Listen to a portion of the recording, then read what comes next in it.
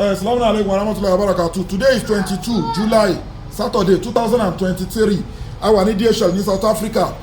Oògùn lórí gbogbo ìwòsàn pátápátá lórí gbogbo níṣe. À ń sẹ́ndì àwọn product wa, à ń sẹ́ndì ẹ̀ lọ sí agbègbè mẹ́ta ní America, à ń sẹ́ndì ẹ̀ lọ sí California, à ń sẹ́ndì ẹ̀ lọ sí New York City àti Indianapolis. Mo sọ̀rọ̀ nípa powder méjì kan fún yín, aláwọ̀ powder yẹn lóríṣiríṣi láti lè fight evil tó jẹ́ pé kí ni tó bá ń lo powder yìí tọmọtọmọ tayátayá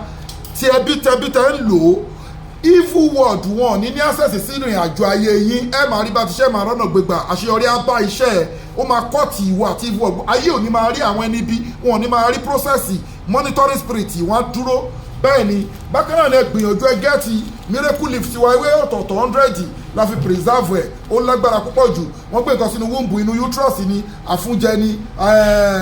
àfúnjẹ ni ọfà tó ti pẹ́ lára ni ẹ gbìyànjú ẹ gẹ́ẹ̀tì miracle lift wa abẹ́ni tó ń forí kókó aláǹtakùn abẹ́ni táyé ń dà láàmú tó bá fi ń ṣọ́ra wé ẹ̀ máa open ọ̀nà ẹ̀ máa ṣí bákan náà ni ẹ gẹ́ẹ̀tì all in one natural herbs ó wà effective gidi ikú nìkan ni kò lè wo prevention ni treatment ni cure ni òun láti ní all in one lé bẹ́ẹ̀ ni ó lágbára púpọ̀ jù cancer diabetics asthma àtàwọn àìsàn ńláńlá àti lògùn sí kò lọ́wọ́ ayé nú àwọn ẹ̀kọ́ tèmi kọ́ láti India ní China Arab country iṣẹ́ tí mo dẹ̀ bá ń lé ni gẹ́gẹ́ bí ọmọ Ìlọrin mo dẹ̀ rìn káàkiri Africa kì í ṣe tìgbéraga a fi ń sọ eléyìí káwọn èèyàn lè mọ irú ipa tá ń kó bákan náà ni a sọ fún wa pé gbogbo àwa mùsùlùmí ká má máa dààmú ká eléyìí wà halal gbogbo product wà halal kì í ṣe pé mùsùlùmí nìkan la ṣe fún torí pé ọ̀rọ̀ oyin gan Ọlọ́run ò ṣe fún mùsùlùmí nìkan nínú Al-Qur'ani ó ní fi shifa uli nasi kó máa jẹ́ ìwòsàn fún gbogbo èèyàn gbogbo àwọn ìgbìyànjú wa yìí kó máa jẹ́ ìwòsàn fún àwọn èèyàn bákan náà ni ẹ gẹ́ẹ̀tì caterpillar obìnrin tó fẹ́ lóyún tó fẹ́ finú ṣe tó fẹ́ ìgbọ́mọpọ̀ gẹ́ẹ̀tì caterpillar couples both couples ẹyọjọ máa lo ọkùnrin tó ní ìdákọ́lẹ̀ tó ní weak erection low sperm count quick ejaculation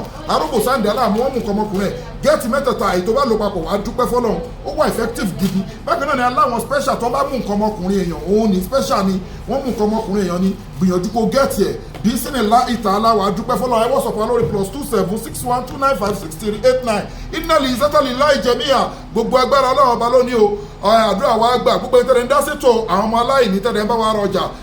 ẹ ní rí dààmú ẹ ní mọ̀ṣọ̀ṣọ̀ ní mọ̀nyagara yóò ní dayín bí sínú láì tààlà àdúrà yín àgbà bí akíla ilá illallah Muhammadu Rasulullah sallallahu ta'ala alayhi wa sallam assalamu wa ila liqa'i.